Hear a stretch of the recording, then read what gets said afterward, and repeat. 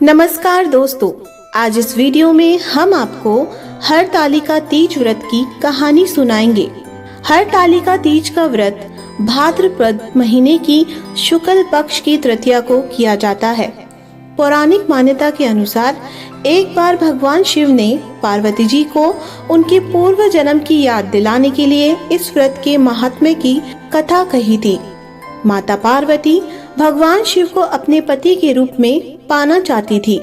इसके लिए उन्होंने पर्वतराज हिमालय पर स्थित गंगा के तट पर बाल्यावस्था में 12 वर्षों तक घोर तप किया। माघ मास की शीतलता में उन्होंने निरंतर जल में प्रवेश करके तप किया। वैशाख की जला देने वाली गर्मी में शरीर को तपाया। श्रावण की मूसलाधार वर्षा में खुले आसमान के नीचे बिना अन्न जल ग्रहण किए समय व्यतीत किया। उनके पिता इस तपस्या को देखकर बड़े दुखी होते थे। तब एक दिन उनकी तपस्या को देखकर नारद जी तुम्हारे घर पधारे। उनके पिता ने हृदय से अतिथि सत्कार करके उनके आने का कारण पूछा। नारद जी ने कहा, गिरिराज, मैं भगवान विष्णु के भेजने पर यहाँ उपस्थित हुआ हूँ। आपकी कन्या ने बड़ा कठोर तप किया है। इससे प्रसन्न होकर आपकी सुपुत्री से विवाह करना चाहते हैं। इस संदर्भ में आपकी राय जानना चाहता हूँ। नारद जी की बात सुनकर गिरिराज गदगद हो उठे। प्रसन्न होकर बोले, श्रीमान, यदि स्वयं विष्णु मेरी कन्या का वरण करना चाहते हैं तो भला मुझे क्या आपत्ति हो सकती है। पिता की स्वीकृति पाकर नारद जी विष्णु के पास गए और गिरिराज के विवाह के निश्चित होने का समाचार सुनाया। मगर इस विवाह की बात जब माता पार्वती के कान में पड़ी तो वो बहुत दुखी हुई। उनकी एक सखी ने उनकी इस मानसिक दशा को समझ लिया। उसने दुख का कारण जानना चाहा।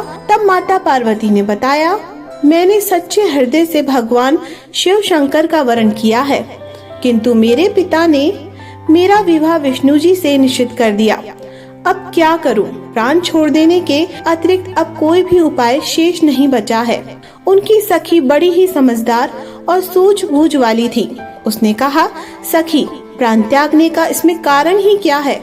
नारी के जीवन की सार्थकता इसी में है कि पति रूप में हृदय से जिसे एक बार स्वीकार कर लिया, जीवन पर्यंत उसी से निर्वाह करे।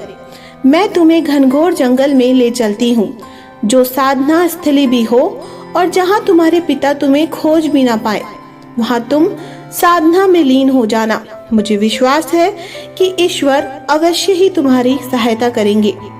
माता पार्वती ने ऐसा ही किया। उनके पिता उन्हें घर पर ना पाकर बड़े दुखी और चिंतित हुए। वे सोचने लगे कि मैं विष्णु जी से उसका विवाह करने का प्रण कर चुका हूँ। यदि भगवान विष्णु बारात लेकर आ गए और कन्या घर पर नहीं हुई तो बड़ा अपमान होगा। मैं तो कहीं मुंह दिखाने के योग्य भी नहीं रहूंगा। यही सब सोचकर गिरिराज ने जोर शोर से माता पार्वती की खोज शुरू करवा दी। इधर उनकी खोज होती रही, उधर वे अपनी सखी के साथ नदी के तट पर एक गुफा में भोलेनाथ की आराधना में लीन थी। उस दिन भाद्रपद शुक्ल तृतीया थी। उन्होंने रेत के शिवलिंग का निर्माण करके व्रत किया। रात भर शिव स्तुति के गीत गाकर जागी।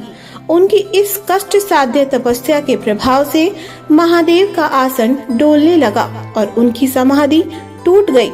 भोलेनाथ ने उनके सामने प्रकट हुए और तपस्या से प्रसन्न होकर वर मांगने के लिए कहा। तब अपनी तपस्या के फलस्वरूप महादेव को अपने समक्ष पाकर माता बोली, मैं हृदय से आपको पति के रूप में वरण कर चुकी हूँ। यदि आप सचमुच मेरी तपस्या से प्रसन्न होकर आप यहाँ पधारे हैं तो मुझे अपनी अर्धांगिनी के रूप में स्वीकार कर लीजिए।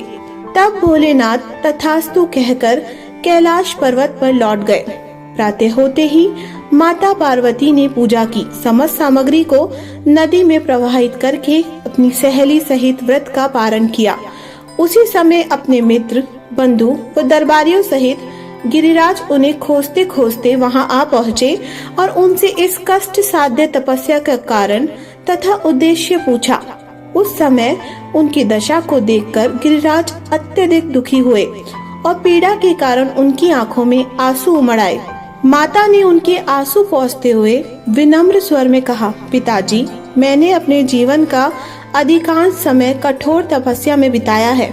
मेरी इस तपस्या का उद्देश्य केवल यही था कि मैं महादेव को पति के रूप में पाना चाहती थी। अब मैं आपके साथ इसी शर्त पर घर जाऊंगी कि आप मेरा विवाह विष्णु जी से ना करके महादेव जी से करेंगे। गिरिराज मान गए और उन्हें घर ले गए। कुछ समय के पश्चात उन्होंने पूरे विधि विधान से दोनों को विवाह सूत्र में बांध दिया। इसका महत्व है कि मैं इस व्रत को करने वाली कुंवारियों को मनोवांछित फल देता हूँ। इसलिए सौभाग्य की इच्छा करने वाली प्रत्येक युवती को यह व्रत पूरी एक निष्ठा तथा आस्था से करना चाहिए। हे भोलेनाथ, जिस प्रकार आपने माता पार्वती की मनोकामना पूरी की, उसी प्रकार आपका व्रत करने वाले सभी की मनोकामनाएं पूरी करना। सभी पर अपनी कृपा बनाए रखना। जय भोलेनाथ, जय माता पार्वती।